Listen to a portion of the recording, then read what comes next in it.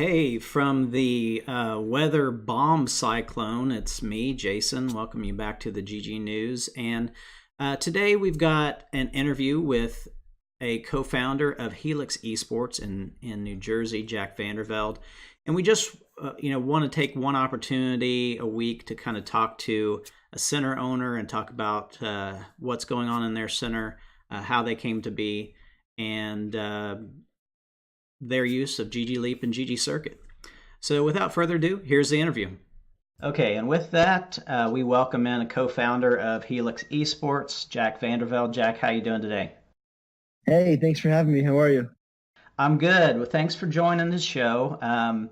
We are, trying to talk to a lot of center owners with this ggNews so that other center owners can see the successes and failures and promising ventures that are going on in the esports world.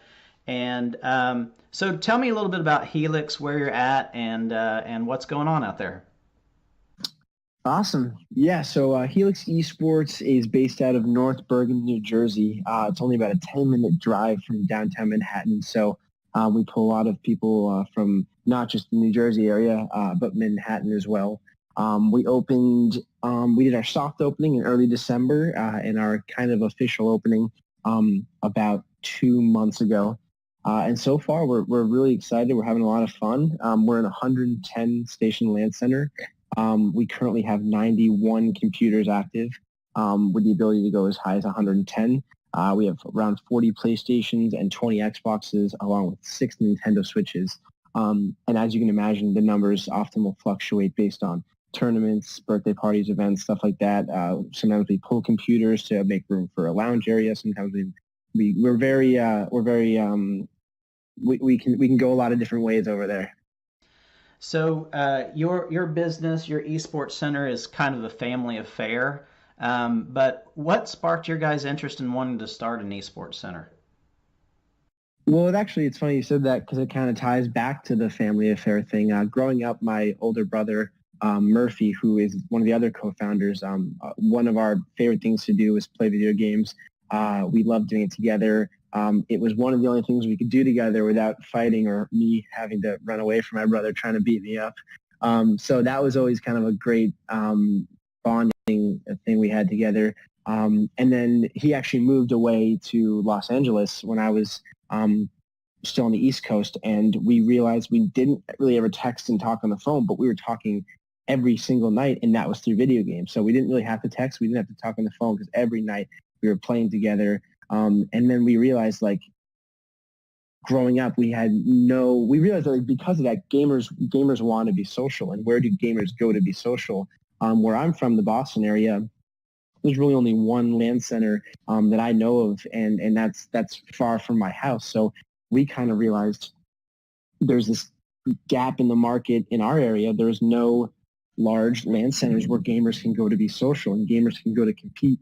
And the competitive component is tied into my brother playing college lacrosse. My dad plays college sports, and I grew up playing sports my whole life. And we were always very competitive, so we always wondered, like, what is the pipeline to pro, the path to pro? Because you see these people, these cool vlogs on the internet, Phase House, 100 Thieves, Optic Gaming, all these cool things unfolding, and you're in your basement. You say, well, how do I go from A to B? And we believe Helix Esports is a great entry point to taking what is a very fast-growing industry that has a new competitive element ranging from high school esports to college esports to professional esports. I mean, we believe Helix Esports is a great kind of stepping stone for that as well. Great. Yeah, you mentioned that that there are the pro teams out there garnering a lot of money. There's a lot of pro leagues out there, but we're starting to see now a lot of interest in colleges and high schools and the like that are getting into the esports scene as well. As a LAN center, how do you take advantage of those, let's say, competitive teams or areas in the New York area to benefit your location? Well, the first thing is just kind of casting a wide net. As I'm sure you've done before, we are very new. We just have to get the word out there, and we're really enthusiastic so far. And the community's been incredibly supportive of what we're doing. So what we do is we have a lot of high schoolers, we have a lot of college students, and we have some people who are aspiring to be pros come in. And by pure word of mouth, that's kind of what kickstarted it, where we're constantly reaching out. We actually try to get every employee involved, reaching out to different communities, so everybody in Helix and all the staff can feel like they're working towards a community and a goal versus one person kind of stretching themselves thin and just reaching out. So we are reaching out to different colleges, different high schools, different organizations, not so much just teams, but also like software companies, hardware, all the gear, even food and beverage that is based in the gaming space. So we're really just reaching out to everybody and just saying, hey, if you're in the area, come check us out. And a lot of people have. And we're only 3 months in, and we've started some very cool relationships and collaborations by just purely getting our name out there and inviting people in to check out what we want to do. And our whole business model is based around collaboration and doing things with other people. It's not just like, hey, computers are here, come play. It's about getting different organizations and groups in to play. Yeah, definitely. I think that's kind of, if there was a ggCircuit Esports Bible, the first commandment would probably be pumping events and events and more events. So you guys have kind of latched onto that very quickly. But now that you've been open a few months, there was a lot of planning involved, there was a lot of construction involved, there was a lot of figuring stuff out. But what do you find as running an esports arena? What are some of the biggest challenges that you guys face?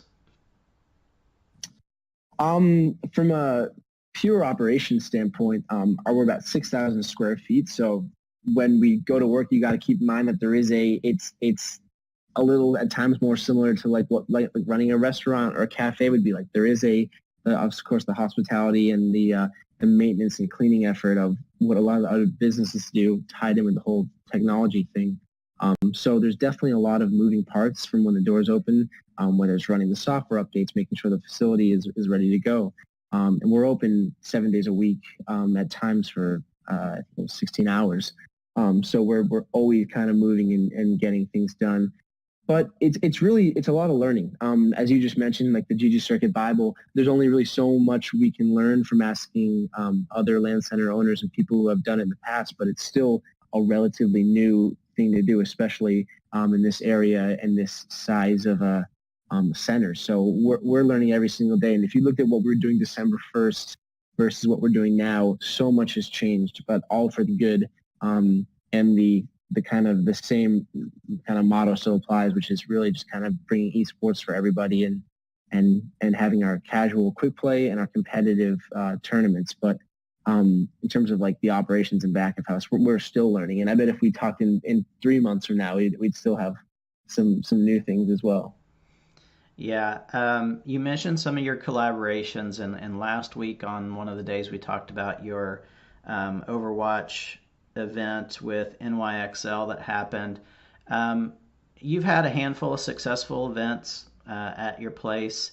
What do you feel like is a good formula when it comes to an event that was successful in your space? Well, the way we kind of break it down is we break it down into we have our weeklies, our monthlies, and then kind of our special events, which are all kind of pretty self-explanatory. Weeklies we try to do every week, monthly every month, and then the special events are things like the Excelsior event where they did a full center lockout. We partnered with them, and they just kind of flooded the center in an amazing way, and we were completely full to the brim. To the point where there was we had to change rooms in and out so people could get new seats and new people in the seats. We had to open up upstairs a ballroom attached to the facility just to keep up with the flow of people, and that's like the best problem to have as people who just opened a land center. I mean, the fact that it's full and we're actually scrambling to find more seats for people is a good problem to have. But as you know, on the flip side of that, there could be some Monday, Tuesday nights where it's rainy or it's snowy around here, and you're really you got to get really creative. And that's why we try to do different. So, for example, for Fortnite, we have several different formats. We have our basic events, like our squads, which is our most popular on Fridays. We have duos on Wednesdays. And then every once in a while, we're privileged enough to work with ggCircuit and do the epic events, which are always home runs for us. So it really it's really about, it's not like you can never just release a schedule and then sit back and relax. You kind of got to adapt. And a new game like Apex comes out, you can't wait a month or two to let that go. We hit the ground running on that like immediately. We started weeklies right away, and then last Saturday, we had a really successful our first Apex team monthly. Our Call of Duty monthlies are either on Saturdays and Sundays once a month. So we're kind of we're getting there, but it's a never ending process.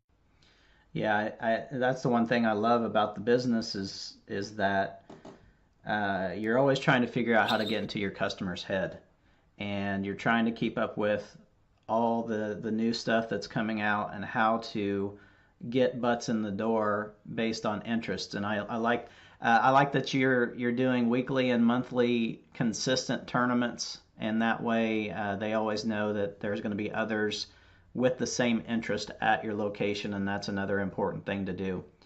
Um, and really, that's about it. Jack Vandervelde, Helix Esports, North Bergen, New Jersey. Jack, how can we find you guys online and promote your stuff so people can come check you out? Awesome. Thank you so much. Yeah, so online we're helixesports.com. You can find all of our information, our facility, everything you need to know there, along with our socials, which are all essentially Helix Esports USA. And if anyone is ever in the area, come by, and if you reference this interview, we'll get you some free time. All right, they're going to hold you to that. Thanks so much, Jack. Appreciate it. They do. Trust me. And we're ready for that. Thank you so much.